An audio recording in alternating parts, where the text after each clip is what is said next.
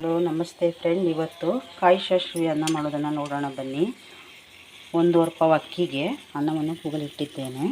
ಮತ್ತು ಒಂದು ಅರ್ಧ ಹೋಳು ತೆಂಗಿನಕಾಯಿ ತುರಿ, 1 ಚಮಚದಷ್ಟು ಸಾಸಿವೆ, 8 ಬ್ಯಾಡಗಿ ಮೆಣಸಿನಕಾಯಿ, ಒಂದು ಸ್ವಲ್ಪ ಬೆಲ್ಲ, ಹುಣಸೆಹಣ್ಣು, 1 ನಿಂಬೆಹಣ್ಣಿನ ಗಾತ್ರ, ಸ್ವಲ್ಪ ನೀರಾಕಿ ನೆನೆಸಿಟ್ಟಿದ್ದೇನೆ.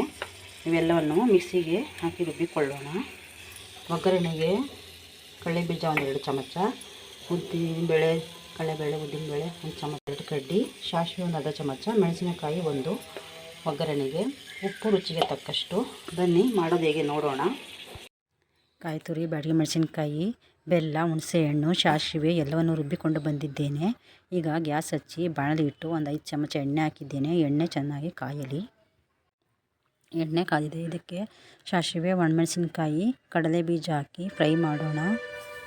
ಕರಿಬೇವು, ಕಡಲೆಬೇಳೆ, ಉದ್ದಿನಬೇಳೆ ಎಲ್ಲವನ್ನು ಹಾಕೋಣ. ಹಾಕಿ ಫ್ರೈ ಮಾಡಿಕೊಳ್ಳೋಣ. ಕಡಲೆಬೇಳೆ, ಉದ್ದಿನಬೇಳೆ, ಕಡಲೆಬೀಜ ಎಲ್ಲ ಫ್ರೈ ಆಗಿದೆ.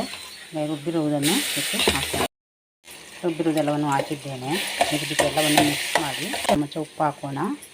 ಇದಕ್ಕೆ ಎಲ್ಲವನ್ನು ನೋಡಿ 1 ನಿಮಿಷಗಳ ಕಾಲ ಚೆನ್ನಾಗಿ ಫ್ರೈ ಮಾಡಿದ್ದೇನೆ. ಈಗ ನೋಡಿ ಎಲ್ಲ ಚೆನ್ನಾಗಿ ಫ್ರೈ ಆಗಿದೆ. ಈಗ ಇದಕ್ಕೆ ಅನ್ನವನ್ನು ಹಾಕಿ ಇನ್ನೊಂದು ಸ್ವಲ್ಪ ಉಪ್ಪು ಹಾಕಿ ಕಲಸಿಕೊಳ್ಳೋಣ. ನೋಡಿ ಕಾಯಿ ಸಾಸಿವೆ ಅನ್ನ ರೆಡಿಯಾಗಿದೆ. ಎಲ್ಲವನ್ನು ಚೆನ್ನಾಗಿ ಮಿಕ್ಸ್ ಮಾಡಿ ಕಲಸಿಟ್ಟಿದ್ದೇನೆ. ಕಾಯಿ ಸಾಸಿವೆ ಅನ್ನ ತುಂಬ ರುಚಿಕರವಾಗಿರುತ್ತೆ. ಒಮ್ಮೆ ಮಾಡಿ ನೋಡಿ.